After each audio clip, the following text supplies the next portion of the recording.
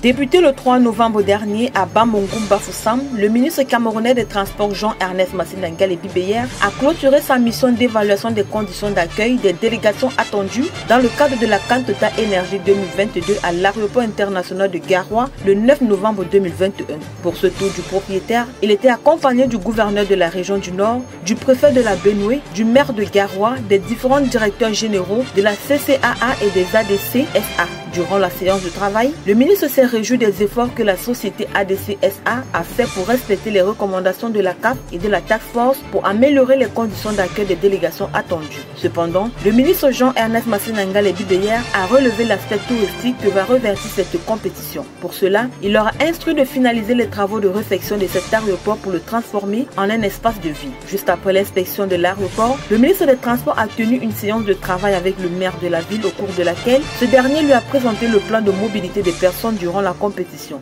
Des simulations devront être faites dans les 4 aéroports inspectés par le ministre des Transports Jean-Ernest Masséna Ngalé Bibéyer avant le début de la compétition en janvier 2022.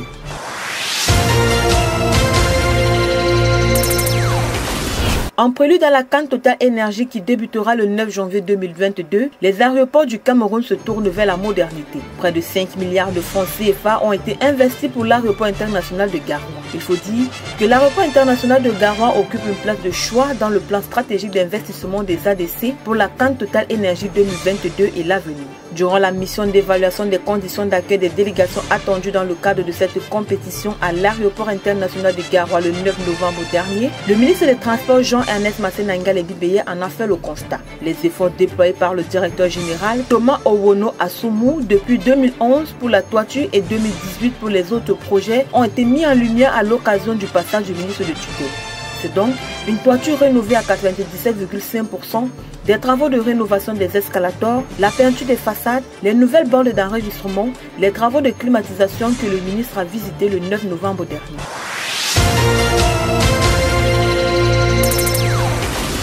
Dans un communiqué signé le 5 novembre 2021 du ministre délégué à la présidence de la République chargé du contrôle supérieur de l'État Consupé, Mba Acha Rose Fomundam a suspendu l'administrateur général du cabinet Atou Laza Atou de signature et de toute prise d'acte dans le cadre de la gestion des actifs résiduels des SONCPB, ONPC et Régie Fercam jusqu'à nouvel ordre. Il faut relever que l'Office national de commercialisation des produits de base, l'Office national des ports du Cameroun et la Régie nationale des chemins de fer du Cameroun sont 3 grandes entreprises publiques liquidées dans les années 1990, abandonnant un patrimoine constitué d'immeubles bâtis et non bâtis au Cameroun et en France. Selon le document, cette mesure conservatoire a été prise par les brigades de contrôle des services du Consupé déployées pour auditer la gestion par ce cabinet des actifs de cette défunte société publique. Le document a par ailleurs précisé que les dites brigades ont constaté les faits potentiellement constitutifs d'irrégularités de nature à porter un préjudice grave et irréversible à la puissance publique. Un autre communiqué du Consupé, publié le même jour, a annoncé que les locataires, les co-contractants du cabinet autour, ainsi que les occupants à quelque titre que ce soit des dits actifs allant de la période de 2006 à 2021 seront auditionnés du 10 au 24 novembre 2021. Il faut dire que leur convocation s'inscrit dans le cadre d'un recensement général et de la reconstitution des opérations de gestion.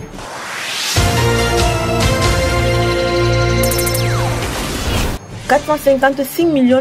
c'est le montant de l'accord de prêt accordé par le Fonds monétaire international au Congo-Brazzaville. Il faut dire que cet accord a été rendu possible grâce à la renégociation de la dette du Congo envers la Chine et le négociant suisse Trafigura. Le Fonds monétaire international attend donc du Congo des avancées en matière de gouvernance, de transparence et de lutte contre la corruption. Selon une source au sein de l'institution de Bretton Woods, bien que la dette soit supérieure à 70% du PIB, elle est considérée comme soutenable grâce au moratoire sur les intérêts décidés par le G20 pour aider les pays pauvres en pleine pandémie de Covid-19. De plus, les accords de restructuration de dette passés par le Congo avec la Chine et le négociant Trafigura ont joué en sa faveur, même s'il reste à Brazzaville de trouver un accord avec l'autre négociant Glencore qui possède une créance de $850 millions sur le pétrole congolais. Il faut souligner que l'accord attend d'être approuvé en décembre par le conseil d'administration et les conditionnalités fixées seront inscrites car en 2019, le pays n'avait reçu que 10% des sommes promises pour faute de n'avoir pas respecté les accords.